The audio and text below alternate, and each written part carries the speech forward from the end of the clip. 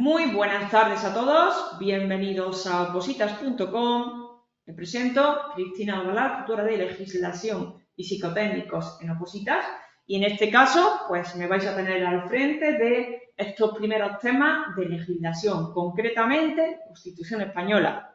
Quiero que sepáis que al estudiar la Constitución Española, a medida que vayamos avanzando en ella, nos vamos a encontrar con determinada materia, el preámbulo, título preliminar, distintos títulos numerados, distintas disposiciones, y además esta Constitución Española, dependiendo del título del cual estemos hablando, va a ir acompañada de lo que se conoce, o a mí me gusta denominar, como ley afín a la Constitución Española.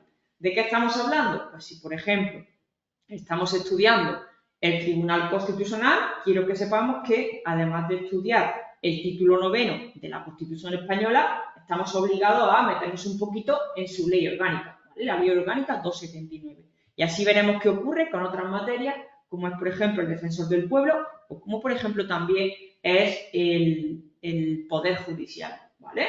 Entonces, todo, absolutamente todo, lo tenéis en el tema, con lo cual no os tenéis que preocupar de añadir nada distinto. Si en algún momento considero que es importante pues, tener en cuenta pues según qué materia de otra ley, no os preocupéis, que lo iré comentando e incluso ayudaré o lo pondré a vuestra disposición, ¿vale? Bueno, ¿cómo estudiamos la Constitución Española? En primer lugar, os remito a esas recomendaciones de estudio que tenéis en el Foro General de Preparación y Campus. Es una parada obligatoria antes de comenzar a estudiar cada tema, ¿vale? En mi caso, en ese Foro General de Preparación y Campus, que podéis localizar en la parte central de vuestro campus, voy dejando recomendaciones de estudio para que podáis ir estudiando el tema paso previo a la clase. Que no es posible, que no nos es posible, pues no pasa absolutamente nada, pero sería recomendable, ¿vale? Cuando visualizamos esas recomendaciones de estudio, yo precisamente os comento que en el caso de la Constitución Española y en otras materias que vamos a estudiar, es una materia que se presta a ser dividida, en este caso, por títulos, ¿vale?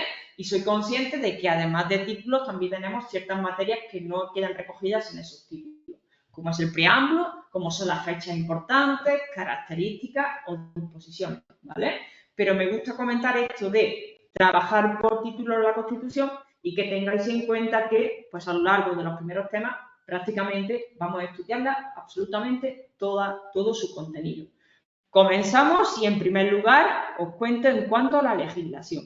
Si me preguntáis, Cristina, en cada uno de los temas, ¿qué legislación tengo que estudiar? Pues, precisamente, al inicio de cada uno de los temas, os vais a encontrar con ese recuadro en azul donde se especifica qué legislación se ha utilizado para elaborar, en este caso, el tema en concreto, ¿vale?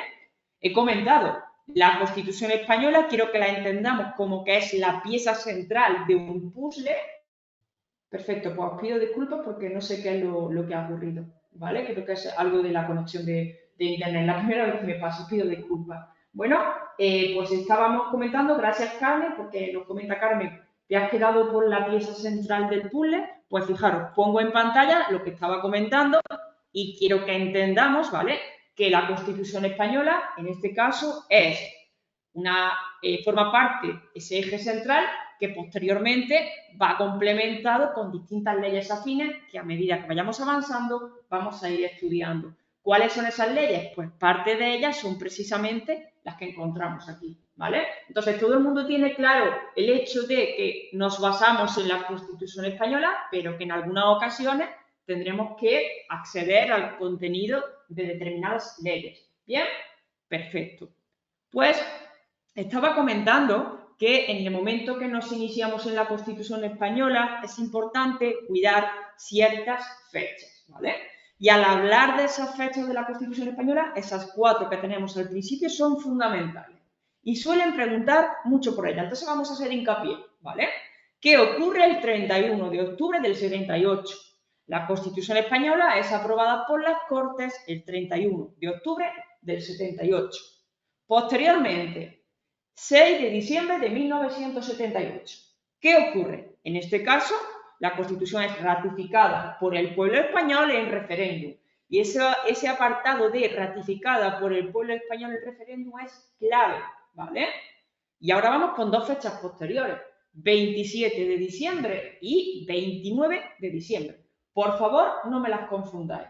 ¿Qué ocurre el 27 en este caso de diciembre? La Constitución es sancionada por Su Majestad el Rey ante las Cortes. 2 días posteriores, ¿vale? No vayamos a decir el día 28, 2 días posteriores, la Constitución se publica en el Boletín Oficial del Estado y entra en vigor ese mismo día. Hay una cuestión muy importante en cuanto a esas fechas y relacionada con la estructura de la Constitución que tenemos que conocer.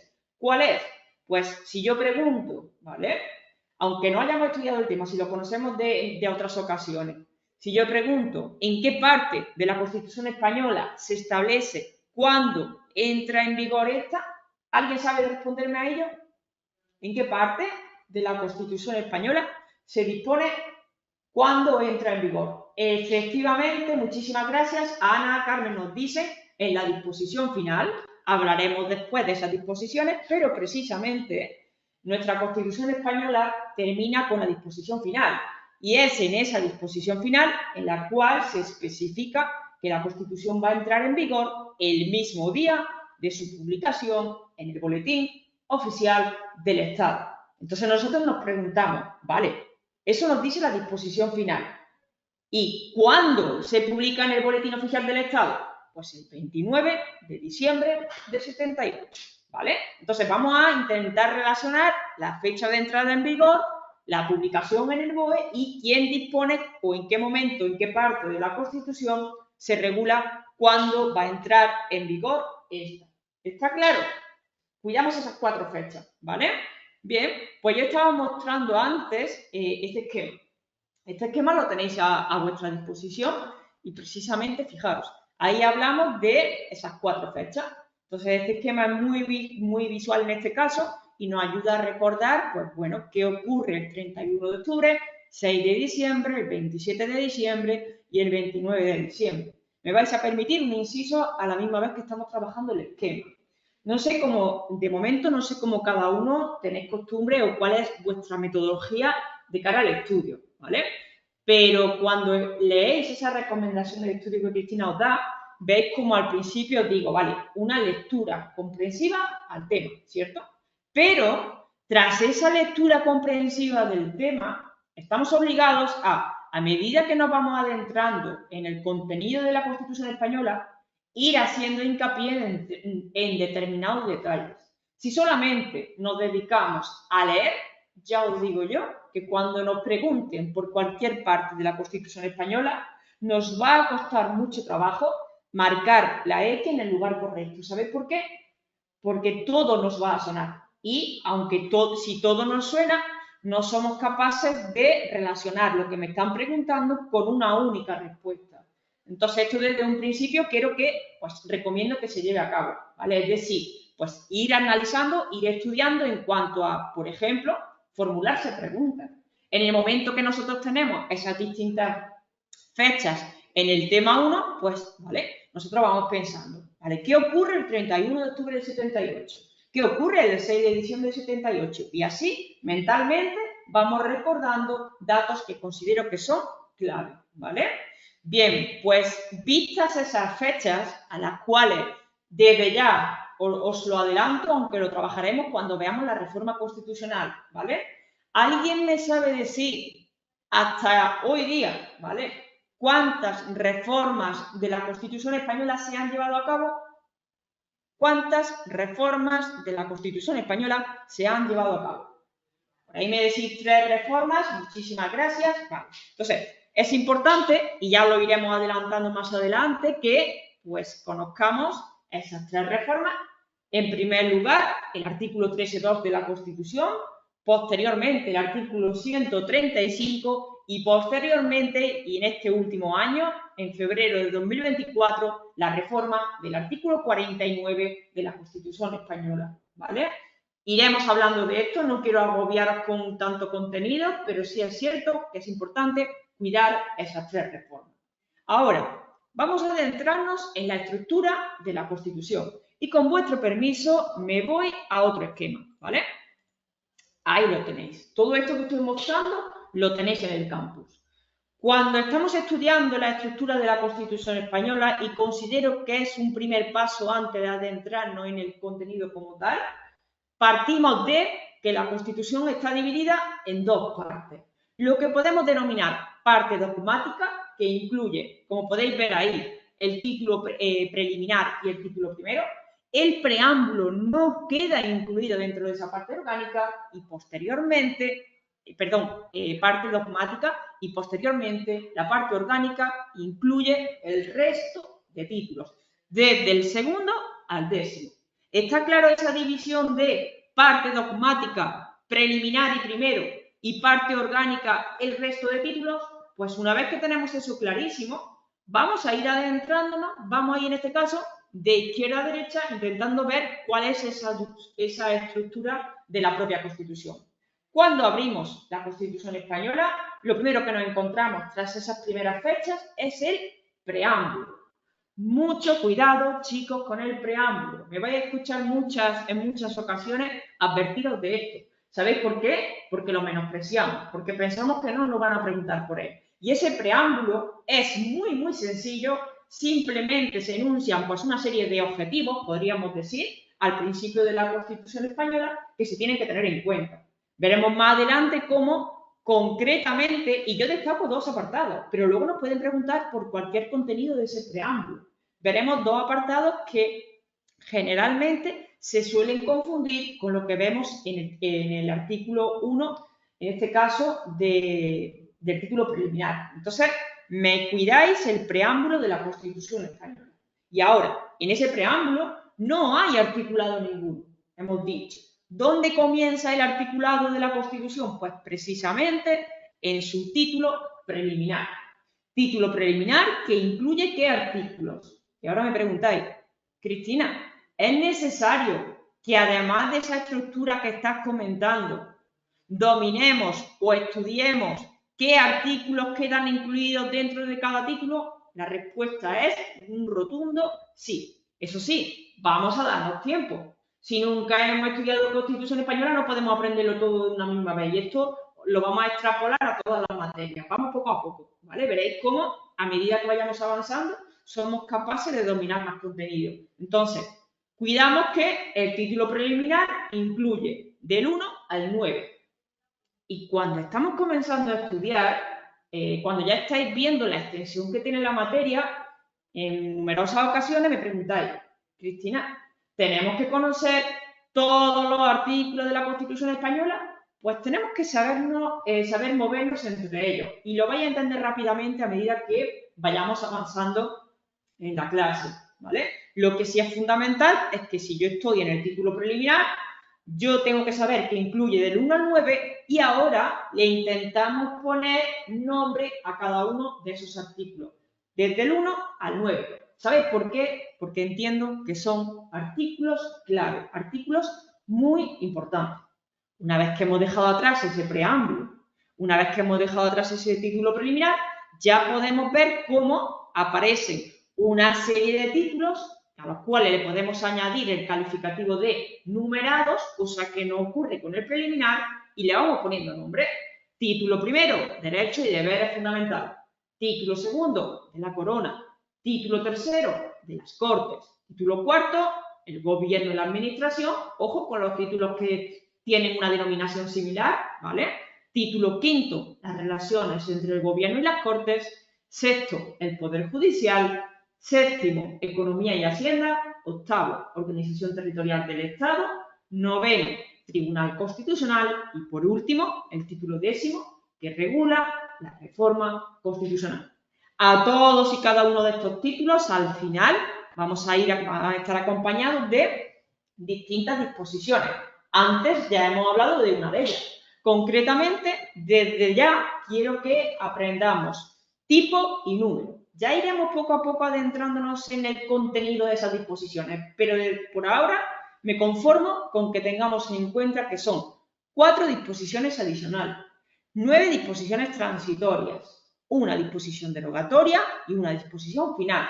La disposición final ya la hemos estudiado hoy, es decir, ¿qué dispone esa disposición final? La fecha de entrada en vigor de la Constitución. Cuando nosotros estamos pensando sobre ello, ya sabemos que no debemos de confundir 29 de diciembre con el 27 de diciembre, ¿vale? ¿Qué ocurre con la disposición derogatoria? Pues en ella se especifica cuáles son las normas que se van a derogar en cuanto que entre en vigor la propia Constitución.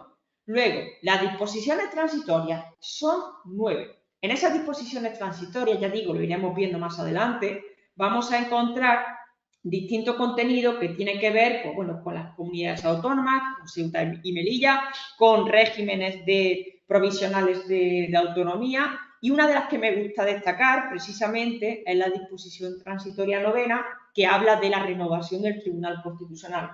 Ahora mismo, repito, si no conocemos la materia, cuando yo digo renovación del Tribunal Constitucional, pues simplemente quiero que poco a poco nos vayan sonando los términos. Ya profundizaremos posteriormente en esto, ¿vale?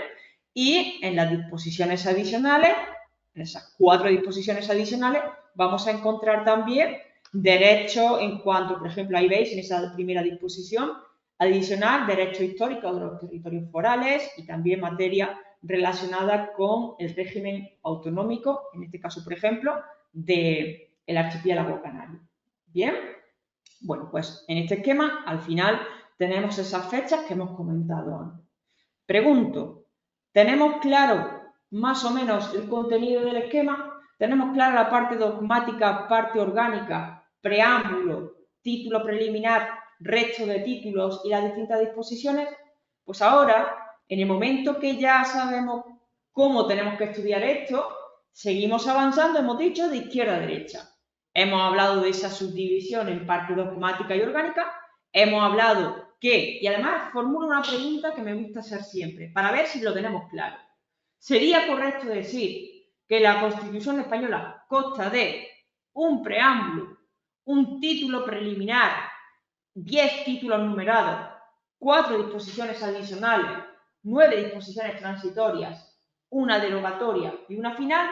Es decir, Zaida, ¿qué es lo que no sería correcto decir? Que la Constitución consta de un preámbulo y 11 títulos numerados. ¿Por qué? Porque hemos dicho que el título preliminar no es un título numerado. Y podéis pensar ahora mismo, Cristina, ¿en serio nos pueden preguntar por esto? Y tanto que lo hacen, ¿vale? Una de las preguntas más frecuentes, tanto en auxiliares como en administrativo, es sobre la estructura y las fechas y reformas de la Constitución. Entonces, desde ya quiero que nos vaya quedando claro, ¿vale? Bien, pues ahora, con vuestro permiso, vamos avanzando en esa estructura. Si yo pregunto, nos tenemos que preguntar, ¿vale? ¿Cuántos títulos de la Constitución están subdivididos en capítulos? Diremos que 3. Título primero tiene 5 capítulos, título tercero tiene 3 capítulos y título octavo tiene 3 capítulos.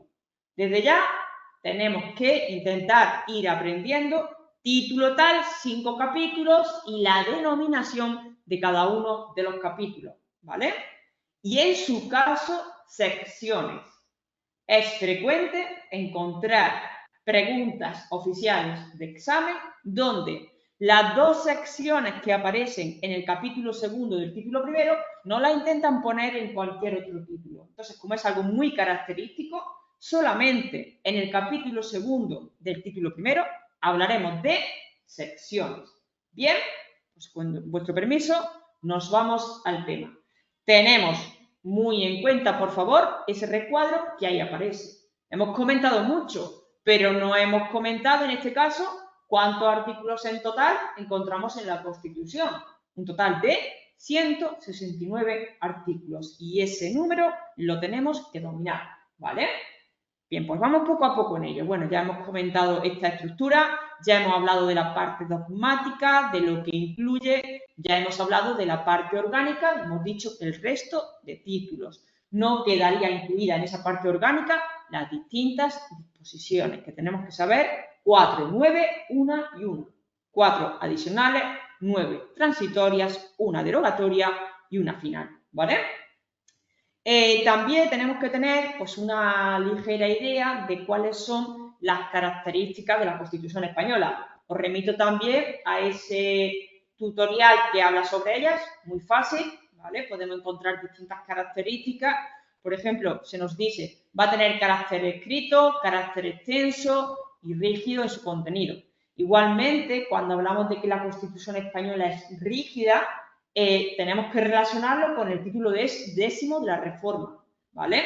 El hecho de que se pueda reformar la Constitución nos puede chocar con el carácter rígido que dispone esta característica. Tenemos que conocer que hace alusión a que para poder reformar la Constitución española, pues se tienen que superar unas mayorías cualificadas importantes, ¿vale? Hay un procedimiento que veremos más adelante, regulado en el título décimo, concretamente en el 167 y 168, en alusión a la reforma de la Constitución española, ¿vale? Bien, pues fijaros que una vez que ya hemos hablado de esa estructura, hemos utilizado esos esquemas, ahora ya vamos a adentrarnos en el contenido como tal, ¿de acuerdo? Os recuerdo que cualquier duda que tengáis, por favor, a través del chat, me consultáis. Hemos dicho que debemos, ¿vale?, de pararnos en el preámbulo. Y el preámbulo es lo primero que tenemos que estudiar. Y cuando estamos estudiando el preámbulo de la Constitución, os podéis dar cuenta que no es nada complicado, ¿vale? La nación española deseando establecer. Y fijaros, y quiero que aquellos que seáis, o sea, que nunca hayáis trabajado un tema de opositas, en este caso mis temas, quiero que entendáis, y si no, me preguntáis por favor, esos distintos subrayados que aparecen, esas preguntitas que donde OPI nos señala que ha sido pregunta oficial de examen y demás. Entonces, toda anotación que veáis en el tema está hecha con un fin, ¿vale? Entonces, vamos a tener muchísimo cuidado con estos detallitos, ¿de acuerdo? Bien. A ver, hemos dicho la nación española deseando establecer la justicia, la libertad y la seguridad. Y nos dice, en uso de su soberanía, proclama la voluntad de, y habla de, pues, distintos objetivos. Y han preguntado por todos y cada uno de ellos, ¿vale? Por ejemplo, garantizar la convivencia democrática dentro de la Constitución, consolidar un Estado de Derecho, proteger a los españoles y pueblos de España, promover el progreso de la cultura y de la economía. Ojo, establecer una sociedad democrática avanzada, ahora hablamos de ello, y colaborar en el fortalecimiento de unas relaciones pacíficas y de eficaz cooperación entre todos los pueblos de la tierra. Ahora, a todo este contenido que vemos en el preámbulo, voy a intentar arrojar un poquito de luz de cara a cómo estudiar, ¿vale? ¿Cómo suelen preguntar por el preámbulo? Pues todo ese contenido que veis ahí, una pregunta muy frecuente es ¿en qué parte de la Constitución española aparece aquello de colaborar en el fortalecimiento de unas relaciones pacíficas y de eficaz cooperación, bla, bla, bla, ¿vale? Y tenemos que tener claro que nos van a poner A, preámbulo, B, título preliminar, C, disposición tal, o D, título cuarto, ¿vale? Van a intentar engañarnos con distintos títulos y hemos dicho que todo lo que aparece ahí lo encontramos ¿dónde? En el preámbulo, ¿vale? Yo he destacado ahí con ese fondo en color naranja, donde destaco justicia, libertad y seguridad y destaco sociedad democrática avanzada. ¿Queréis saber por qué lo destaco? Porque a medida que nos vamos adentrando en el título preliminar, concretamente en su artículo 1, vemos información o materia que es similar. Y cuando vemos algo similar, ya os adelanto que van a intentar engañarnos con esto. Entonces, muchísimo cuidado, ¿vale? Justicia, libertad y seguridad aparece en el preámbulo. Sociedad democrática avanzada, pregunta oficial de auxiliares administrativos del Estado. ¿En qué parte de la Constitución aparece establecer una sociedad democrática avanzada? Y imaginar que el hipotético caso que sé que ha ocurrido, y no quiero que sea así, ¿vale? No hemos leído, no hemos estudiado el preámbulo, directamente hemos comenzado con el título preliminar y bueno, como sabemos que en el título preliminar aparece determinada información que es muy importante y como inicial podríamos decir, pues daríamos como correcto el título preliminar. Y no, ¿vale? Lo que hemos comentado antes pertenece al preámbulo. ¿Cómo podemos confundir nosotros aquello de establecer la justicia, la libertad y la seguridad? Pues que precisamente nos vamos a adentrar en el estudio del título preliminar. Ya todos tenemos que conocer que el título preliminar tiene 9 artículos. El primero, 3 apartados. Fundamental, de verdad. todo el contenido que vamos a ver en el título preliminar suelen preguntarlo en muchísimas ocasiones. Y prueba de ello es precisamente la interrogación que veis, que precisamente Carmen me está preguntando por ello, la interrogación que vais a ver en los distintos temas, donde EPI en el margen pues señala determinada información, alude a que ha sido pregunta oficial de examen, ¿vale? Esta anotación que me habéis hecho me viene bien para recordar algo, ¿vale? Esto no quiere decir que no nos puedan preguntar por otras cosas que no aparezcan destacadas en el tema, ¿vale? Esto es importante, que lo tengáis en cuenta. Nos pueden preguntar por absolutamente todo. Ahora bien, me gusta destacar en los distintos temas, pues aquello que ha sido pregunta oficial de examen. De hecho, vais a ver que aparte de que aparezca en el tema destacado, yo lo comento en todas y cada una de las clases, ¿vale? Entonces, en ese artículo 1 ya hemos dicho que tiene 3 apartados y me lo estudiáis 1.1, 1.2 y 1.3. ¿Qué encontramos en el 1.1? Ojo, España se constituye en un Estado social y democrático de derecho. Entonces, yo puedo formular aquí 2 preguntas cuya respuesta va a ser distinta y quiero que lo tengáis muy en cuenta. Formulo la primera, ¿vale? ¿En qué parte de la Constitución española aparece aquello de establecer una sociedad democrática avanzada? ¿Dónde? Preámbulo, me respondéis todo. Perfecto. ¿En qué parte de la Constitución española aparece que España se constituye en un Estado social y democrático de derecho? En el 1.1. Entonces, ese es el motivo, Sonsoles, por el cual yo destaco esto, porque aunque no sea similar, aparece aquí democrático, aparece democrática, aparece social, y no tengáis la menor duda que el examen lo vamos a ganar si desde un primer momento nos ponemos en el lugar de la persona que está elaborando nuestro examen, porque van a intentar engañarnos con esos detallitos que son similares, ¿vale? Entonces, cuando nos enfrentamos a cualquier pregunta de lo que estamos viendo, ya sabemos que en clase hemos visto que hay que tener cuidado con esto y aquello, ¿vale? Seguimos. ¿Cuáles son los valores superiores del ordenamiento jurídico con respecto al 1.1 de la Constitución? 4, ¿vale? Libertad, justicia, igualdad y pluralismo jurídico. Y os pido, por favor, que desde un primer momento no vayamos buscando una típica pregunta en el examen. Vamos a estar abiertos a cualquier pregunta. Y cuando digo cualquier pregunta, me refiero a que si nos preguntan por los valores superiores del ordenamiento jurídico, no tienen por qué poner en la respuesta los 4, ¿vale? Pueden formular la pregunta de la siguiente forma. Señale cuál de los siguientes es o no es un valor superior del ordenamiento jurídico, o como he visto en algunos exámenes, en vez de poner los 4, nos lo ponen por parejas. Entonces, es lo que comento, ¿vale? Vamos a estar abiertos a cualquier tipo de pregunta. Teniendo dominado el contenido, no nos van a engañar. Bien, vamos a poner el 1.2, muy fácil. ¿Dónde reside la soberanía nacional? En el pueblo español. Y es del pueblo español del cual van a emanar los poderes del Estado. Entonces, mucho cuidado con ese 1.2 porque nos pueden formular 2 preguntas. ¿Dónde reside la soberanía nacional? Pueblo español. ¿Y de dónde emanan los poderes del Estado? El pueblo español. Ya lo iremos viendo a medida que vayamos avanzando en el temario, pero los poderes del Estado son poder legislativo, las Cortes Generales, poder ejecutivo, el gobierno y poder judicial, juzgado y tribunal, ¿vale? Vamos a por el tercer apartado del artículo 1. ¿Cuál es la forma política del Estado español? Tal cual pregunta oficial de examen. ¿Cuál es la forma política del Estado español? Monarquía parlamentaria.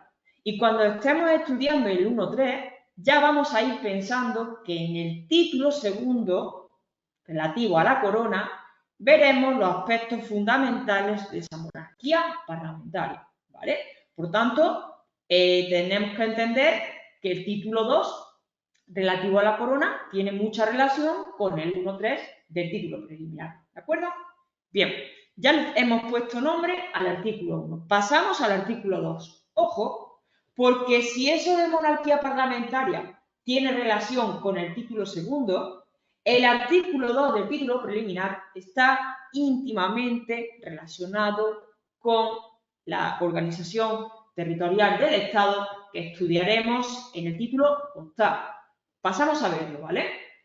¿En qué se fundamenta la Constitución? Nos dice este artículo, en la indisoluble unidad de la nación española, ¿vale? Nos dice, reconoce y garantiza, por esto he comentado desde el título octavo, el derecho a la autonomía de las nacionalidades y las regiones que la integran y la solidaridad entre todas ellas. He visto preguntas donde nos dicen en qué artículo, no título como tal, sino, fijaros, la profundidad de la pregunta. ¿En qué artículo de la Constitución española se garantiza el principio de solidaridad? Pues es precisamente en el artículo 2. Y ese artículo 2 dará pie a lo que después vamos a ver como la organización territorial del Estado. Desde ya os digo que la distribución, la organización que vemos en el Estado español a día de hoy es fruto precisamente de ese artículo 2. Y tengamos en cuenta que las comunidades autónomas no se pueden federar entre sí. Otra cosa distinta, ya lo veremos más adelante, es que entre ellas puedan celebrar determinados convenios o acuerdos de cooperación que se denominan, ¿vale? Pero no, desde ya quiero que sepamos que atendiendo a lo dispuesto en el artículo 2 y lo que vamos a ver en el título octavo, las comunidades autónomas no se pueden federar entre sí. Bien, ya le hemos puesto nombre al artículo 2. Pasamos al artículo 3, el idioma. Y ojo, porque si bien es sencillo el artículo 3, vamos a cuidar los detalles, ¿de acuerdo? ¿Cuál es la lengua española oficial del Estado? Creo que ningún problema, ¿verdad? Castellano. Ahora, formulo dos preguntas. ¿Quiénes tienen el deber de conocerla y el derecho de usarla? Y cuidado, porque cuando Cristina os destaca en negrita algo en el tema, quiere decir que no podemos confundirlo con otros términos. Es muy común que nos encontremos distintas respuestas en los exámenes, donde en vez de, por ejemplo, aquí en el artículo 3.1 poner todos los españoles, nos pongan, para engañarnos, todos los ciudadanos, y no podemos darlo como correcto. No lo he comentado hasta ahora, pero os aconsejo, independientemente de que para aclarar materia, para entenderla, pongamos ejemplos, ¿vale? Interpretemos la ley, pero para estudiarlo de cara al examen, por favor, estudiamos la literalidad de la Constitución. Es que luego en el examen oficial, tal cual nos pregunta por lo que vemos precisamente en nuestra Constitución, ¿vale? No cambian términos, cambian para engañarnos, ¿bien? Entonces, a la primera pregunta, ¿quiénes tienen el deber de conocer el castellano y el derecho a usarlo? En este caso, todos los españoles. Es lo único válido. Y ahora, no me confundáis deber con derecho, ¿de acuerdo? Deber de conocerla y derecho de usarla. Por supuesto, tanto a nivel del idioma como tanto a nivel de la bandera, que veremos más adelante, tenemos que tener en cuenta las distintas comunidades autónomas, ¿vale? Pues aquí el 3.2 nos dice que las demás lenguas españolas van a ser también oficiales en las respectivas comunidades autónomas. ¿De qué va a depender? ¿A qué norma nos vamos a ajustar? Pues además de lo expuesto en la Constitución, veremos en el título octavo de la Constitución los estatutos de autonomía. Y, lógicamente, va a ser en cada uno de los estatutos de autonomía donde se van a reflejar las normas o todo lo relacionado con las lenguas oficiales en esa comunidad autónoma e incluso, como veremos después, banderas y enseñas propias, ¿vale? Entonces, he visto preguntas donde nos dicen, de acuerdo, las demás lenguas españolas serán también oficiales en las respectivas comunidades autónomas de acuerdo con, y cuando hablamos de comunidades autónomas, recordamos cuál es la norma institucional básica de esas comunidades autónomas. Es precisamente el Estatuto de Autonomía, ¿vale? Un apunte, aunque lo veremos más adelante, todos y cada uno de los estatutos de autonomía se regulan por qué tipo de ley. ¿Alguien me lo dice? Ley orgánica. Perfecto, ¿vale?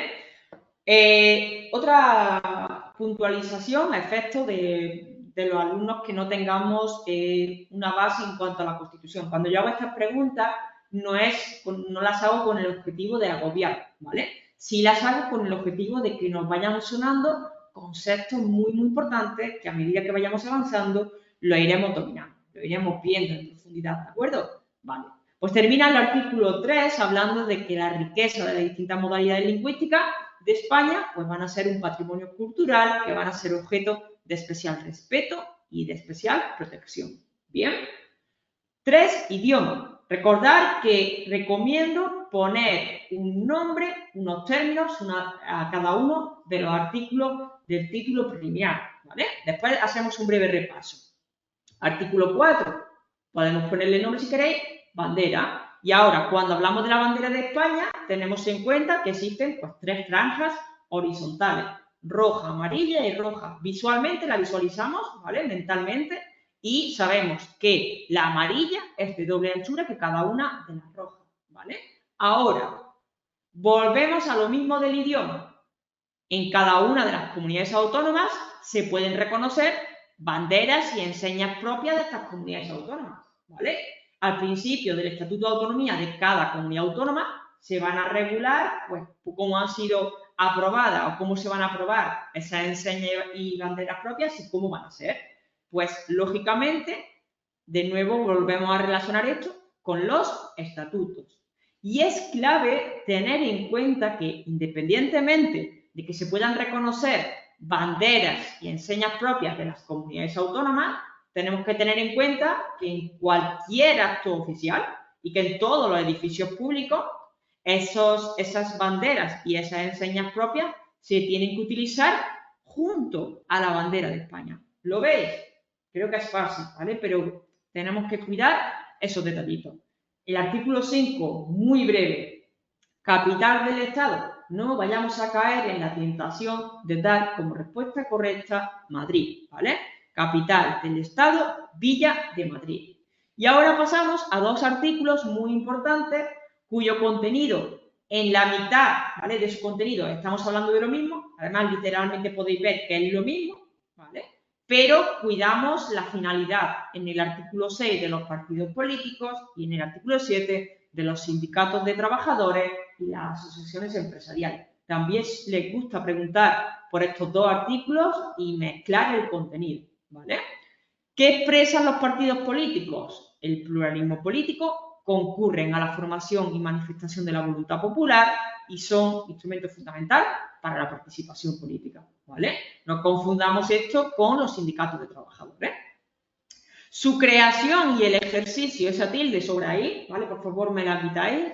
El ejercicio de su actividad van a ser libres, pero por supuesto con respeto a la Constitución y a la ley.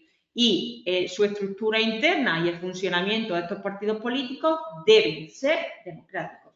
Me cuidáis el deben y no me vayáis a dar como correcto, pueden, ¿vale? Deben ser democráticos. A efectos de los sindicatos de trabajadores y asociaciones empresariales, nos especifica el artículo 7 que contribuye a la defensa y a la promoción de los intereses económicos y sociales que les son propios. Y podéis ver cómo el resto del contenido es lo mismo que hemos visto en el artículo 6. Cómo tiene que ser su creación y el ejercicio de su actividad y cómo tiene que ser su estructura interna y su funcionamiento. ¿Vale? ¿Están claros ambos artículos? Y un detalle. Más adelante, no sé si nos dará tiempo a verlo hoy, veremos el artículo 28 de la Constitución. ¿Vale? El artículo 28 tiene 2 apartados y en este caso es uno de esos artículos que yo aconsejo, que yo os pido que lo estudiemos por partes, es decir, 28.1, libertad sindical, 28.2, derecho de huelga. Y más adelante entenderéis por qué, ¿vale? Pero no me confundáis el artículo 7 con la libertad sindical del artículo 28.1, ¿de acuerdo? Bien, pues pasamos al penúltimo artículo del título preliminar, el artículo 8. Ese artículo 8, cuidado, 2 apartados. El primero, bueno, ¿qué nombre le podemos poner al artículo 8? ¿Os parece bien si le ponemos Fuerzas Armadas? Bien, recordamos que tiene 2 apartados. En el primero, ¿quiénes constituyen las Fuerzas Armadas y cuál es su misión? En el segundo de sus apartados, ¿cómo se va a regular las bases de la organización militar? En el primer apartado, Ejército de Tierra, Armada y Ejército del Aire compone las Fuerzas Armadas. Ahora, ¿cuál es la misión de las Fuerzas Armadas? garantizar la soberanía e independencia de España, defender su integridad territorial y defender el ordenamiento constitucional. Desde ya, además, ahí OPI nos lo destaca, por favor, no confundir el artículo 8 de las Fuerzas Armadas con el artículo 104, que veremos más adelante, de las Fuerzas y Cuerpos de Seguridad. ¿Sabéis por qué? Ambos artículos tienen dos apartados. Y ya os adelanto que ambos artículos, en el segundo apartado de cada uno de ellos, se dispone que su organización se va a regular por ley orgánica. ¿De acuerdo? Y ahora haré un apunte sobre esto. Pero no me confundáis la misión de las Fuerzas Armadas con la misión de las Fuerzas y Cuerpos de Seguridad. Que la misión de las Fuerzas y Cuerpos de Seguridad es esta, ¿vale? Proteger el libre ejercicio de los derechos y libertades y garantizar la seguridad ciudadana. ¿Está claro? Bueno, he comentado que quiero hacer un inciso en este detalle. Es muy común que a lo largo de la Constitución veamos determinados artículos donde la Constitución hace reserva o bien de ley y nos dicen tal materia será regulada por ley y no especifica si será ley orgánica o ley ordinaria, pero en otras ocasiones, como podemos ver en el artículo 8.2, la Constitución dice tal materia será regulada por ley orgánica. Este es el caso de las Fuerzas Armadas. Y ya os he dicho que también las fuerzas y cuerpos de seguridad. Entonces, Cristina, ¿eso tenemos que saberlo? Sí, perfectamente nos pueden preguntar. ¿Cómo se regularán las bases de la organización militar conforme a lo dispuesto en el artículo 8.2 de la Constitución? Y la única respuesta correcta es lo que dispone ese artículo. Ley orgánica. Y me vais a permitir que relacione, en este caso, ese contenido referente a la ley orgánica con lo que dispone nuestro artículo 81, concretamente 81.1 de la Constitución. Si pensamos o intentamos encasillar ese artículo 81, de hecho voy a poner el esquema, está incluido aquí, ¿vale? En el título tercero de las Cortes Generales, concretamente en la elaboración de las leyes. Ya digo que esto lo veremos más adelante. Pero me viene bien hablar del concepto de ley orgánica desde un principio, ¿vale? A ver, en ese capítulo segundo del título tercero, en su artículo 81 se habla de las leyes orgánicas. En el 81.1 se especifica que se van a regular por ley orgánica los derechos fundamentales y las libertades públicas, que los tenemos aquí, 15 al 29 de la Constitución, los estatutos de autonomía, ya lo hemos comentado antes, régimen electoral general, tenemos nuestra LOREG, que es la ley orgánica del régimen electoral general, y además dispone ese 81.1 que también aquellas materias que disponga la Constitución. Entonces, cuando ahí se hace referencia a todas aquellas materias que disponga la Constitución, iremos viendo a lo largo del temario casos como este, donde quiero que poco a poco vayamos añadiendo a esas demás materias que diga la Constitución estos detalles. De hecho, en vuestro módulo de Constitución 1 tenéis un esquema que denominado Elaboración de las leyes, donde aparece un recuadro con todas y cada una de las materias que dispone la Constitución que serán reguladas por ley orgánica, ¿vale? Ahora mismo no es necesario que lo estudiéis, será cuando lleguemos al título tercero, pero sí que nos vaya sonando la referencia que la Constitución puede hacer de forma general a ley o de forma concreta a ley orgánica.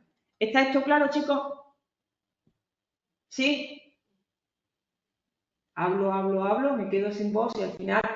Sí, todo claro. Por favor, en cualquier momento me vais parando, ¿vale?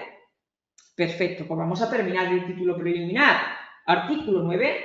Bueno, ese artículo 9 contiene distintos apartados. ¿Y a cuál de ellos más importante? Y de hecho, a medida que después estemos estudiando otras leyes, como son las leyes de igualdad, las leyes de violencia de género, dependencia o discapacidad, veréis cómo en todas y cada una de ellas se cita precisamente el artículo 9, concretamente el 9.2. Y os explico por qué, ¿vale?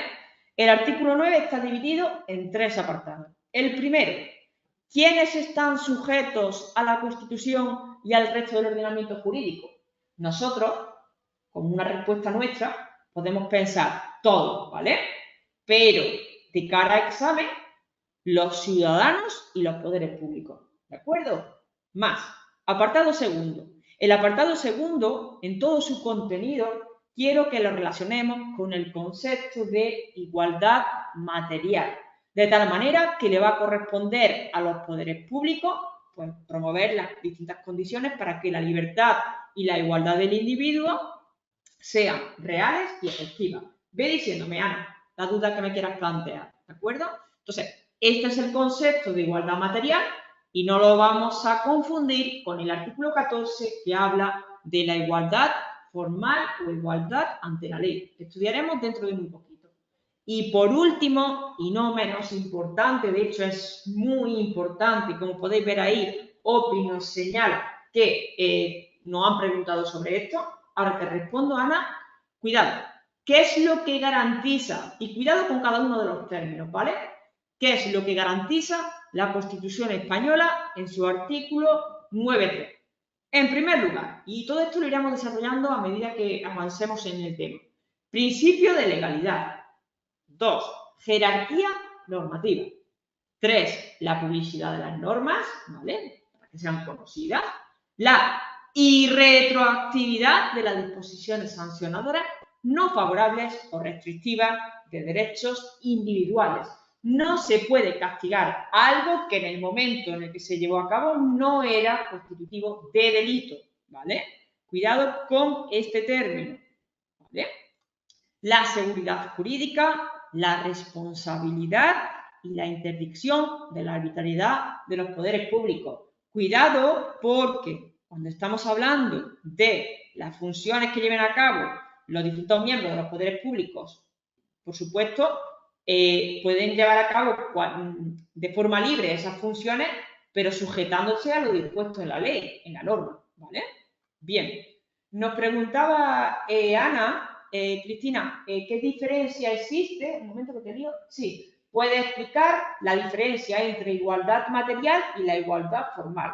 Sí, quiero que relacionemos, Ana, lo que es la igualdad formal como la igualdad ante la ley, ¿vale? Que estudiaremos en el artículo 14, los distintos derechos que pues, todas las personas tienen en materia de igualdad.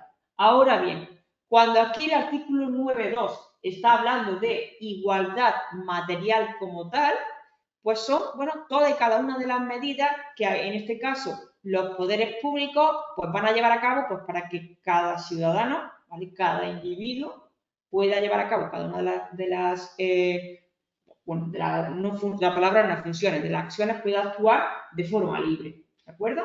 Ojo, igualdad ante la ley, todas las personas, en este caso no puede existir causa de discriminación alguna. Fijaros que aquí no se cita nada de discriminación, cosa que sí se cita y veremos en el artículo 14, ¿de acuerdo? Cuidamos, 9.2, igualdad material, artículo 14, igualdad formal, ¿de acuerdo? Perfecto. Chicos, pues acabamos de terminar ese título preliminar y pongo un momento el esquema en pantalla pues para que recordemos qué es lo que hemos visto a lo largo de esta primera parte de la clase. Hemos hablado del esquema de esas fechas importantes, ojito con ellas, ¿vale? Y hemos analizado la estructura de la Constitución en cuanto a pues, cuál parte dogmática orgánica y los distintos títulos, teniendo en cuenta además preámbulo y las distintas disposiciones. Y quiero que a medida que aconsejo tener este esquema impreso y que diariamente vayamos intentando quedarnos con esto. Hemos estudiado hasta la fecha, digo hasta la fecha en clase, ¿vale? 1 al 9, es el título preliminar. Ahora vamos a pasar a adentrarnos en un título que nos va a llevar bastante tiempo. Es el título primero. La primera pregunta que nos tenemos que hacer antes de adentrarnos en su estudio es ¿qué artículos incluye? 10 al 55, ¿vale? Y quiero que os fijéis en un detalle, aunque no aparezca ahí, yo lo voy a comentar y vosotros me decís. Hemos dicho que el título primero incluye del 10 al 55, ¿vale? Ahora, si Cristina os dice que el capítulo primero dedicado a los españoles y los extranjeros incluye los artículos 11, 12 y 13, ¿dónde podemos decir que queda incluido el artículo 10? ¿Qué ocurre con el artículo 10? ¿Hemos entendido la pregunta?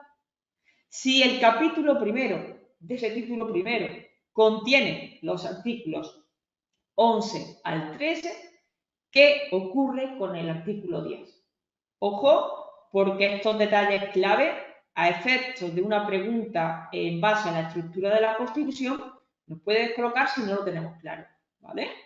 Sería correcto decir que el artículo 10 está dentro del título primero, pero no dentro del capítulo primero, está fuera, ¿entendido? Lo mismo nos va a pasar con el artículo 14 que antes ha comentado Ana. El artículo 14, fijaros que si yo me sitúo en el capítulo segundo, importantísimo, lo digo desde ya, derechos y libertades, ya os adelanto que en este capítulo 1, y además lo voy a poner por el chat, ¿vale? Voy a hacer lo siguiente. Hemos dicho 1 al 9, el preliminar, ¿de acuerdo? 10 al 55, el título primero. Y ahora, en ese capítulo primero, nosotros vamos a añadir, ¿cuáles? Hemos dicho 11, a ver, disculpad, al 13. Hemos dicho que el 10 queda fuera de ese capítulo primero. Pues el capítulo segundo incluye el qué? Incluye de el 14 al 38. Y vamos a intentar, pues, ver cómo queda dividida ese 14 al 38 en ese capítulo segundo. Si yo os digo, que lo hemos comentado antes, que la sección primera incluye del 15 al 29 y que la sección segunda incluye del 30 al 38, os pregunto, ¿qué ocurre entonces con el artículo 14? ¿Sería correcto decir que el artículo 14 queda incluido en la sección primera de los derechos fundamentales y libertades públicas? Pues Marcos, y yo cuando me refiero a uno me refiero a todo, ¿vale? Esto lo vamos a cuidar, porque es cierto que si venimos de ciertas carreras, ciertos grados y hemos estudiado Derecho Constitucional, pues dependiendo de lo que los textos, la jurisprudencia que se consulte, podemos ver cómo el artículo 14 pues hacen referencia a él como un derecho fundamental. Pero chicos, ojo, de cara a nuestro examen, con la Constitución por delante, no podemos decir que el artículo 14, el derecho a la igualdad, está incluido como los derechos fundamentales y libertades públicas. Está fuera de esa sección primera. Bien, perfecto. Posteriormente, capítulo tercero, principios rectores de la política social y económica. En ese capítulo tercero vamos a intentar no confundir ninguno de los anteriores con los principios rectores. Y ahora después veréis cómo, si yo cito, además, vamos a hacer un juego antes de adentrarnos en cada uno de esos artículos, para que entendáis cómo quiero o cómo recomiendo estudiar. Voy a nombrar determinados artículos que aparecen incluidos tanto en el capítulo segundo como en el capítulo tercero. Voy a poner 3 ejemplos y quiero que vosotros, hayáis estudiado o no la materia, me digáis si queda incluido como un derecho fundamental, como un derecho y deber o como un principio rector. ¿De acuerdo? Lanzo el primero. Derecho al matrimonio, que está en la sección primera, en la sección segunda, o sin embargo está en el capítulo tercero. Repito, derecho al matrimonio. ¿Dónde lo incluimos? No pasa nada porque nos equivoquemos, ¿vale? El derecho al matrimonio, esto nos sirve muy bien para saber ya yo cómo estudiarlo. El derecho al matrimonio es el artículo 32 y está incluido como derecho y deber, ¿vale? Entonces, aquí añadimos, ya tenemos uno, el derecho al matrimonio, como también podemos ver el derecho a defender España, ¿de acuerdo? Derecho y deber de defender España, que sería el artículo 30. Comento otro, ¿vale? El derecho a la tutela judicial efectiva.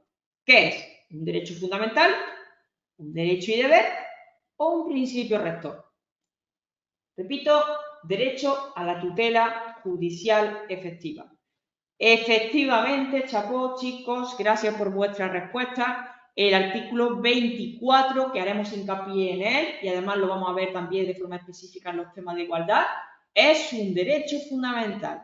Y tenemos que saberlo porque si hemos dicho que es el artículo 24, está incluido dentro de esa sección primera. Y por último, si os parece, ponemos un ejemplo de ese capítulo tercero relativo a los principios rectores. En este caso, cuando hablamos de principios rectores, podemos citar algunos fundamentales que en algunas ocasiones nos inducen a error. ¿Por qué? Porque erróneamente, valga la redundancia, nos lo llevamos, por ejemplo, a la sección primera. Podemos hablar, por ejemplo, del derecho a la protección de la salud, que es un principio rector regulado en el artículo 43. El derecho al medio ambiente, que es el artículo 45. Por cierto, hoy es el Día Mundial del Medio Ambiente, ¿vale? El derecho a una vivienda digna, el artículo 47. Entonces, todos y cada uno de ellos son principios rectores. Entonces, esto que no os preocupéis, porque vamos a adentrarnos, vamos a estudiarlo en detalle, pero sí nos viene bien para saber cómo nos pueden preguntar. Entonces, que no tengáis ninguna duda de que en cualquier examen o en cualquier test que hagáis, os pueden citar cualquier derecho y deber o cualquier principio rector y os pregunten qué tipo, dónde lo vamos a colocar. Y además, algo clave, qué tutela tiene dependiendo de lo que estemos hablando.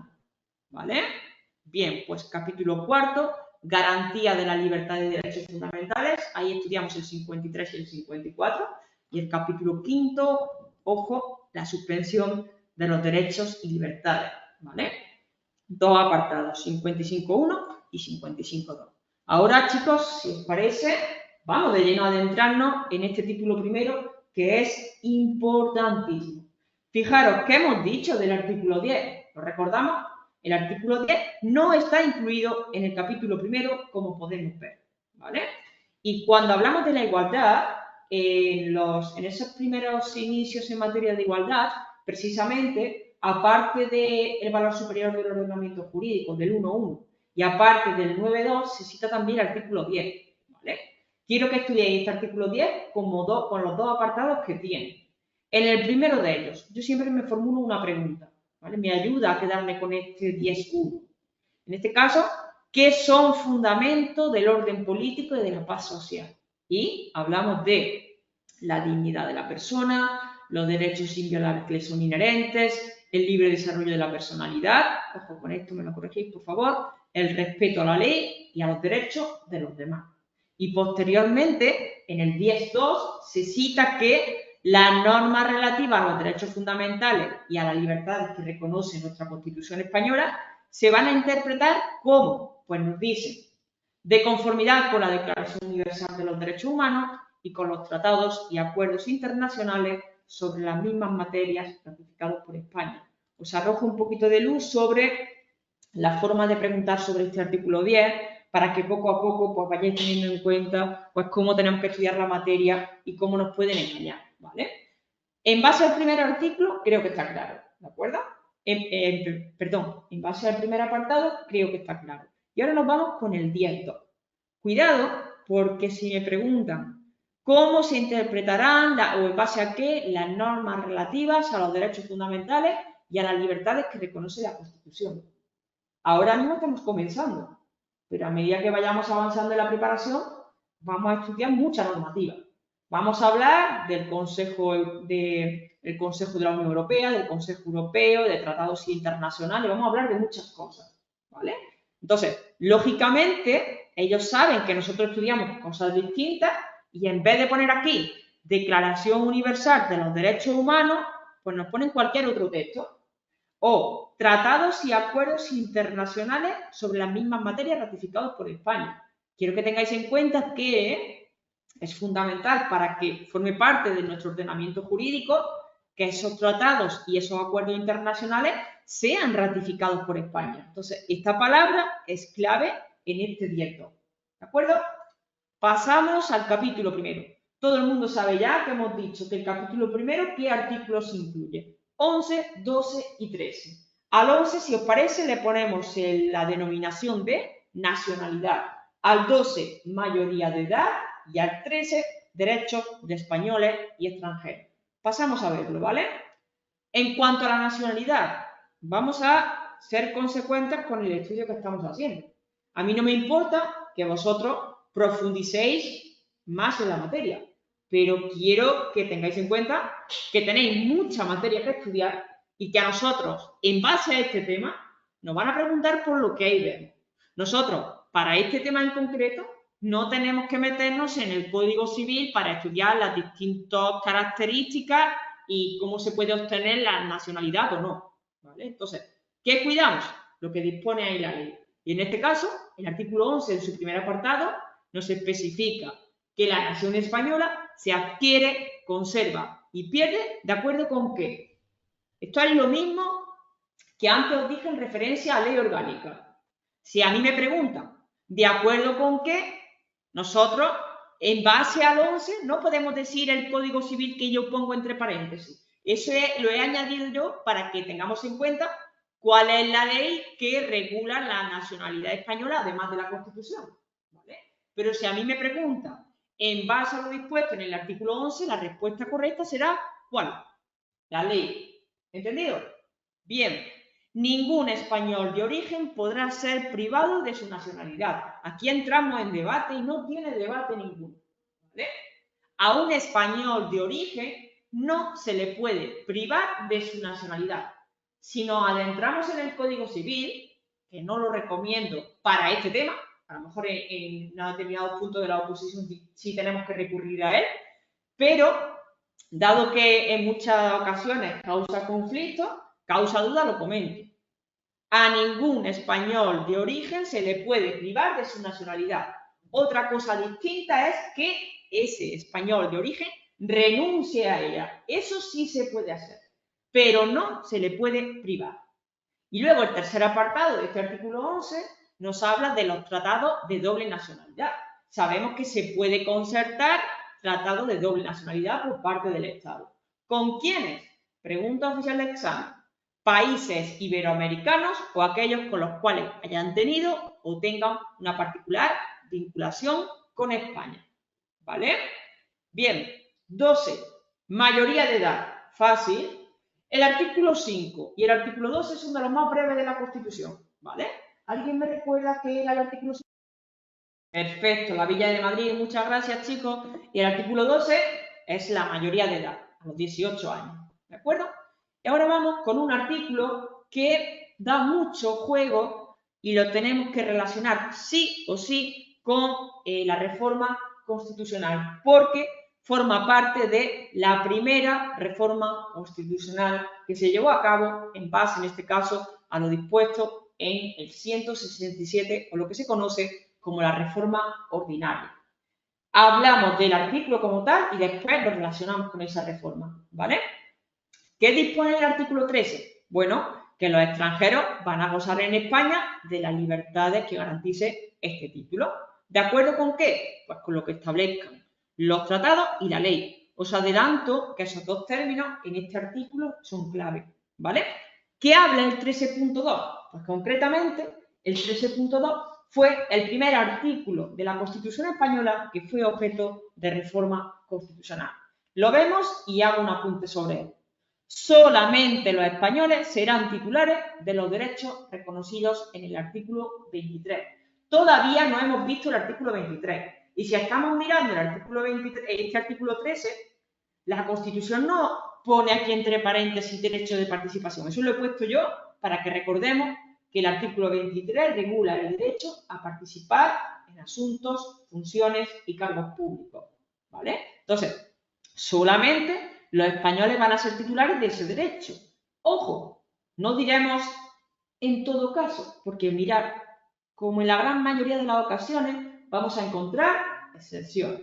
Y en este caso nos dicen, salvo que, atendiendo a criterios de reciprocidad, puedan establecerse por tratado o ley, lo he comentado antes, cuidamos esto, ¿vale? Para el derecho de sufragio activo y pasivo en las elecciones municipales. Vamos a aclarar esto, ¿vale? Primer concepto. Derecho de sufragio activo y pasivo es, respectivamente, derecho a votar y el derecho a ser votado. Entonces, La primera reforma constitucional que se llevó a cabo en este caso fue en el artículo 13.2. Y me cuidáis 13.2, no me vayáis a dar 13 en general. Os aconsejo que os quedéis con 13.2. ¿En qué consistió esa reforma? Aunque en el título 10 vamos a profundizar en esto, pero ya que lo tenemos aquí, estamos obligados a hablar de ello. La reforma consistió en añadir exclusivamente el término pasivo, ¿vale? El término sufragio activo ya estaba previamente. Y ojo que solo se puede llevar a cabo en las elecciones municipales. Si miráis el histórico de preguntas oficiales, tanto para auxiliares administrativos como para cualquier oposición, podéis ver cómo intentan engañarnos con sufragio activo y pasivo. Además, intentan engañarnos, lo han hecho en las últimas convocatorias, con elecciones nacionales, elecciones autonómicas, elecciones locales, elecciones europeas. No, solamente se hace referencia a las elecciones municipales. ¿Sí? Bien. Tercer apartado del artículo 13 regula la extradición. Y esa extradición, que podemos conocer, pero ya digo, no como tal en este tema no nos van a preguntar por ello, ¿vale? Pero la extradición existe, la extradición activa y la extradición pasiva. Pues la extradición regulada en el 13.3 se va a conceder en cumplimiento, volvemos a lo mismo, no lo olvidéis, ¿vale? De un tratado o de la ley, atendiendo al principio de reciprocidad. Lo que se haga en un país tiene que ser recíproco, se tiene que hacer en el otro, ¿vale? Y ojo con esto, quedan excluidos de la extradición los delitos políticos, no considerándose como delitos políticos los actos de terrorismo, ¿sí? Bien, y por último, la ley va a establecer los términos en los que los ciudadanos de otros países y los apátridas puedan gozar del derecho de asilo en España. Aquí os especifico cómo hasta la fecha se han llevado a cabo 3 reformas, los 3 artículos que han quedado reformados y el procedimiento mediante el cual se han llevado a cabo. Pero vuelvo a repetir que esto lo veremos con mayor profundidad cuando estudiemos la reforma constitucional del título 10. Visto ese capítulo primero del título primero, pasamos a uno de los capítulos más importantes de la Constitución española, concretamente el capítulo segundo. Ya hemos dicho antes cuál es la estructura. ¿Recordamos todos cuál es la estructura? Nos quedamos mentalmente, si queréis, con 14 por un lado, 15 al 29 por otro lado y 30 al 38. Y así recordamos que el artículo 14 queda fuera de la sección primera. La sección primera incluye 15 al 29 y la sección segunda incluye 30 al 38. Que la sección primera son los derechos fundamentales y libertades públicas y que la sección segunda son los derechos y deberes. Aquí, chicos, lo mismo que os he pedido con el título preliminar y con cada uno de sus artículos, os voy a pedir en este capítulo segundo, ¿vale? Es fundamental relacionar cada artículo con la materia que regula y saber dónde quedan situados. Comenzamos con su estudio. Antes hemos hablado de la igualdad material del 9.2. La igualdad ante la ley, la conocida como igualdad formal, se regula en el artículo 14. Y fijaros, ¿quiénes son iguales ante la ley? Fijaros que aquí habla de los españoles. Entonces no vayamos a dar como correcta los ciudadanos, españoles y extranjeros, todas las personas, eso es muy común. Intenten engañarnos con esto, ¿de acuerdo? Y ahora, lo que hemos comentado, eso de que sean iguales ante la ley, hace referencia a que no puede existir discriminación alguna, ni por razón de nacimiento, raza, sexo, religión y demás. Todo esto profundizamos en ello cuando estudiamos las distintas leyes en materia de igualdad, ¿vale? Bien, el artículo 14 ya lo conocemos. Quiero que desde un principio lo tomemos como un artículo singular, es decir, vamos a darle la importancia que tiene y vamos a saber dónde está situado, el contenido que tiene y con qué materia lo vamos a relacionar. Ahora, nos adentramos en la sección primera. Ya hemos dicho que la sección primera incluye 15 al 29. Pues os recomiendo que de cada uno de esos artículos, poco a poco, intentemos recordar pues, a qué alude. Es decir, el artículo 15, pues por ejemplo, derecho a la vida y a la integridad física y moral. Artículo 16, así sucesivamente, ¿vale? Y ya digo, poco a poco. Comenzamos con el artículo 15. Todos tienen derecho a la vida y a la integridad física y moral. Aquí tengo que hacer un inciso. Y lo podéis apreciar muy bien en esos tutoriales que tenéis a vuestra disposición, ¿vale? Que hemos comentado antes. Nos dicen, todos tienen derecho a la vida y a la integridad física y moral, sin que en ningún caso puedan ser sometidos a tortura ni a penas o tratos inhumanos o degradantes. Ojo con lo que viene a continuación. Queda abolida la pena de muerte. Y mirar esto, salvo lo que puedan disponer las leyes penales militares para tiempos de guerra. Quiero que tengamos en cuenta cuando se entró en vigor la Constitución española. Hemos dicho 29 de diciembre del 78. En ese momento, esto era tal cual así. Queda abolida la pena de muerte, salvo lo que dispongan las leyes penales militares para tiempos de guerra.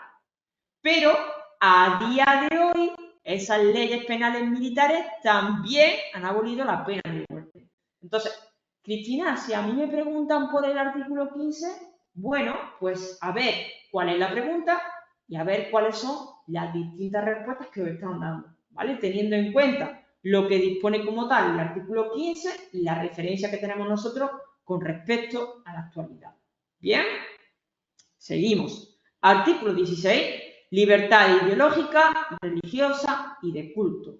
Nadie puede ser obligado a declarar ni por su ideología, ni su religión, ni sus creencias. De hecho, cuando estudiemos protección de datos, igual que cuando estudiemos igualdad, veremos cómo todos los datos que estén relacionados con la ideología, la religión, las creencias, la afiliación a partidos políticos, sindicatos y demás, son datos especiales, ¿vale? Son categorías de datos especiales.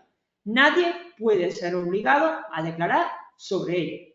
Y el artículo 16.3, si bien es sencillo, muchas veces nos complicamos la existencia, porque donde pone que ninguna confesión tendrá carácter estatal, nosotros añadimos la Iglesia Católica. Una cosa es que ninguna confesión va a tener carácter estatal y otra cosa es que los poderes públicos tendrán en cuenta tal cosa. ¿Bien? Pasamos al artículo más importante de la tarde de hoy. Y no quiero quitar la importancia a todo lo que hemos visto ni a lo que vayamos a ver. Pero este artículo abre las puertas a distintos capítulos, mejor dicho, distintos artículos de la Constitución que para nosotros, de cara al examen, van a ser clave. ¿De qué habla? Hablamos del artículo 17, que podemos conocer como en rasgos generales como el derecho a la libertad y a la seguridad. Pero desde ya, lo mismo que os he pedido, por ejemplo, con el artículo 9 o con el artículo 8, en el caso del artículo 17, con muchísimo mimo, quiero que me estudiéis 17.1, 17.2, 17.3 y 17.4. Esto no lo voy a pedir para todos los 169 artículos que tiene la Constitución. En este caso es fundamental y vais a entender posteriormente por qué necesitamos hablar de 17.1, 17.2, 17.3 y 17.4. Entonces, una vez que partimos de esa premisa, ¿qué dice el 17.1? Bueno, pues que toda persona tiene derecho a la libertad y a la seguridad. Nadie puede ser privada de su libertad, salvo con lo que disponga en determinados casos de la ley. Obvio, ¿verdad? Bien, 17.2, la detención preventiva. Esto da mucho juego, y más cuando nos metemos en materia penal. Lo que pasa es que nosotros en este caso, para administrativos auxiliares de la AGE, no necesitamos meternos en la ley de enjuiciamiento criminal ni en el Código Penal. Pero cuando hablamos de la detención preventiva, cuando hablamos de su duración, creo que a todos nos suena la importancia que tiene ese plazo máximo de 72 horas. Entonces, vamos a estudiarlo con cuidado. Nos dice ahí ese 17.2. Esa detención preventiva no podrá durar más del tiempo estrictamente necesario para la realización de esas averiguaciones tan importantes para el esclarecimiento de los hechos, ¿vale? Entonces, la primera cosa a tener en cuenta es que no podrá durar más del tiempo estrictamente necesario. Pero si nos obligan a elegir un plazo máximo, nos dicen, y en todo caso, en el plazo máximo de 72 horas, ese detenido debe ser puesto en libertad o a disposición del juez. Creo que esto es muy muy televisivo, tanto en las noticias como en cualquier película, cualquier serie lo hemos podido ver en algún momento, como ese plazo de 72 horas es clave, ¿vale? Porque una vez que transcurran esas 72 horas, esa persona que ha sido detenida o bien tiene que ser puesto en libertad o bien pasa a disposición del juez. ¿De acuerdo?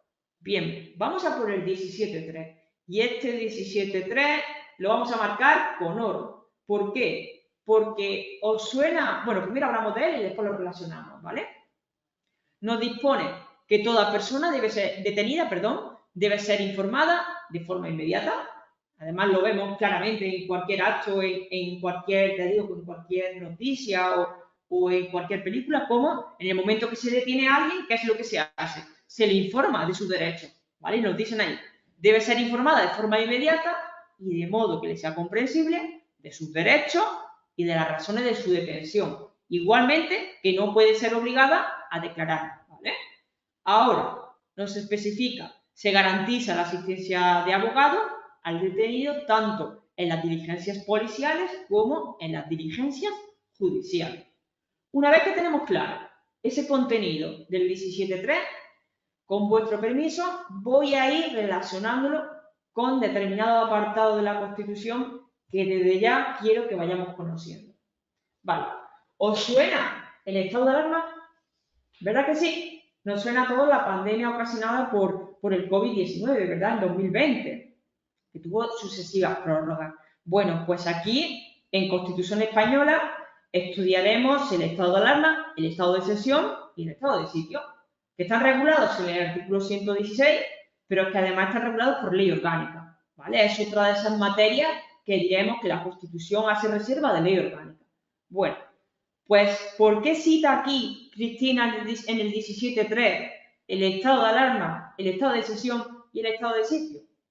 Pues que en el capítulo 5 de este título primero vamos a estudiar el artículo 55. De hecho, fijaros que en ese capítulo 5 del título primero solo hay un artículo, pero tremenda la importancia que tiene, ¿vale? Que es el artículo 55. Y ese artículo 55 habla de la suspensión colectiva e individual de determinados derechos.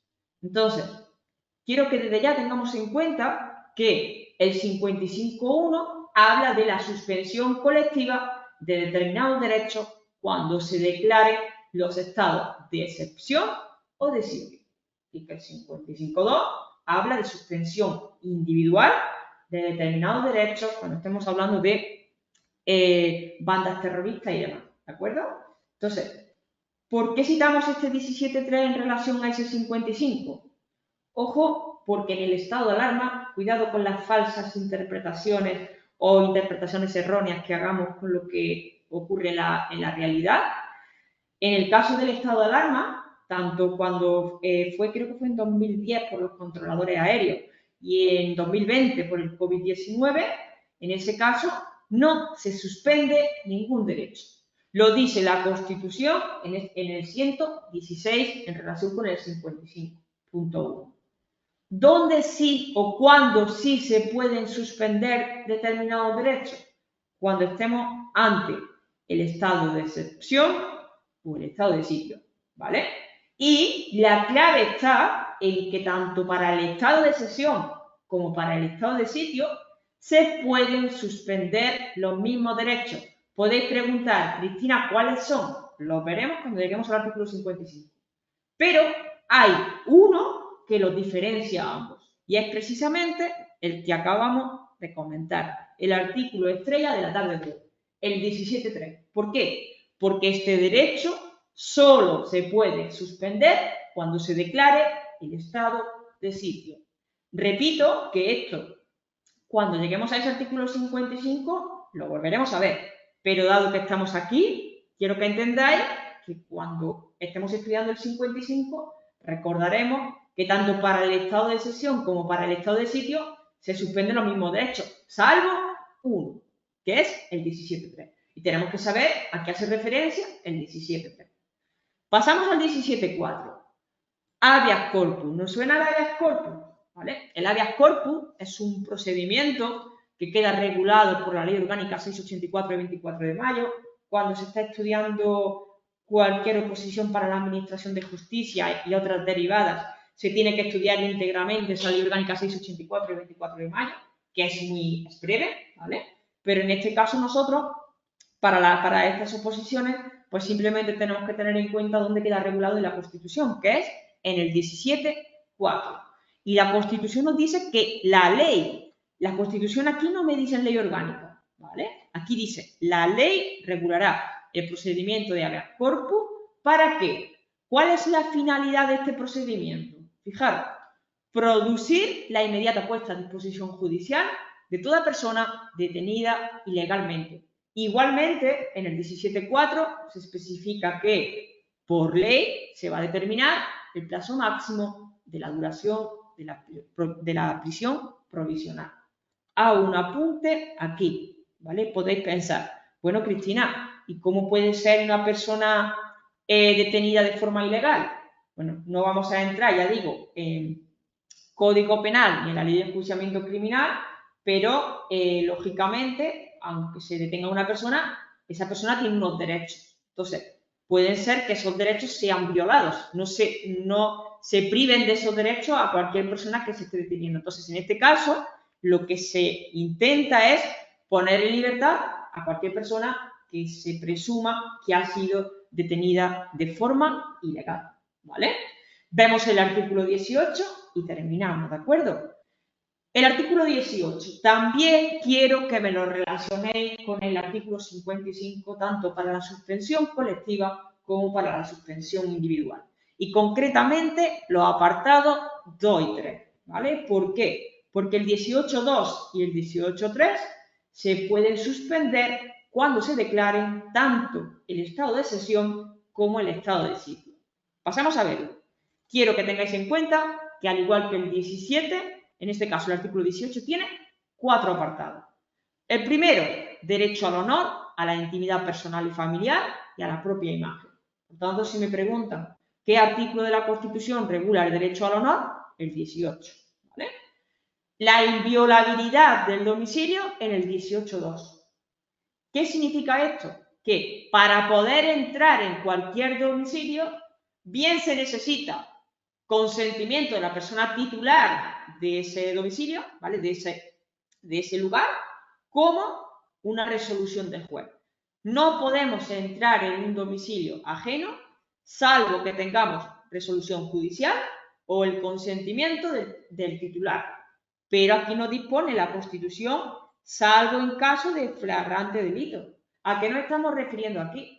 Aquí nos estamos refiriendo a que se esté cometiendo un delito en el acto, con lo cual sí podemos entrar directamente en ese domicilio sin autorización del titular ni del juez. Bien, 18.3. Se garantiza el secreto de las comunicaciones. Nos dicen en especial postales, telefónicas y telegráficas, salvo resolución del juez. Es decir, que si existe una resolución del juez en la cual no se especifique que no se garantiza ese secreto, es decir, que se da publicidad a esas comunicaciones, pues hay que tenerlo en cuenta igualmente.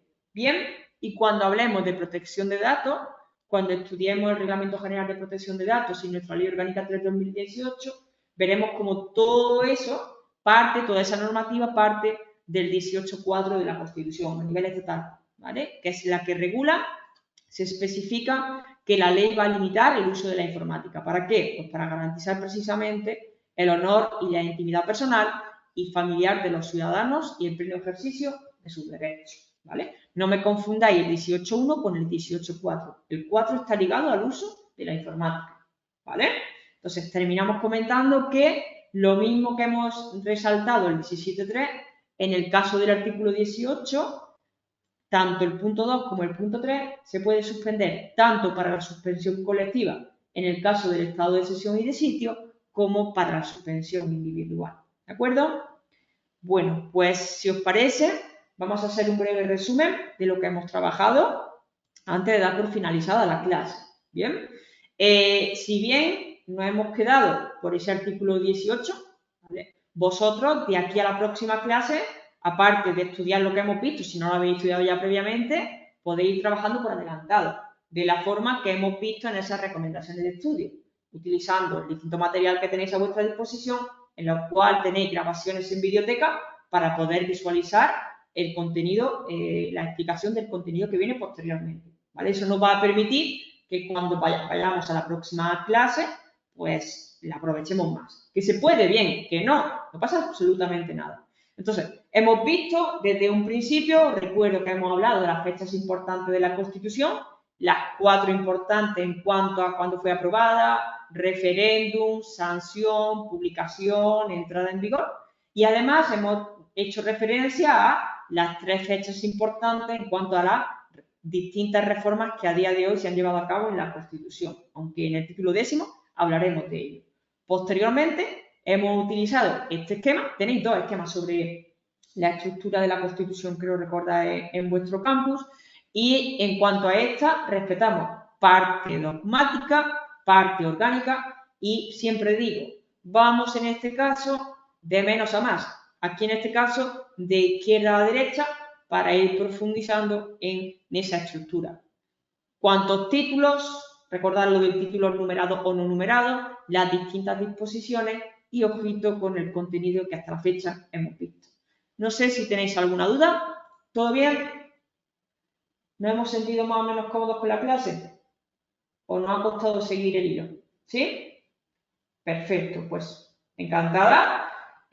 Cualquier duda que tengáis a medida que vayáis estudiando, por favor, consultad. Y de verdad, aprovechad el tiempo que tenéis para el estudio, ¿de acuerdo? Es fundamental que seamos conscientes que desde ya, si empezamos a cojear, y voy a intentar lo que cojear, ¿vale? Si dejar materia atrás, de no estudiarla de la forma que debemos, pues posteriormente se nos vaya haciendo bola y vamos acumulando materia que si desde ahora las vamos estudiando poquito a poco y cómo se va recomendando, ya veréis que vamos a ir avanzando bastante bien, ¿de acuerdo? Bueno, pues os dejo ya descansar, que vayan muy bien el resto de tarde y nos vemos, chicos, en la siguiente clase. Un placer. Chao.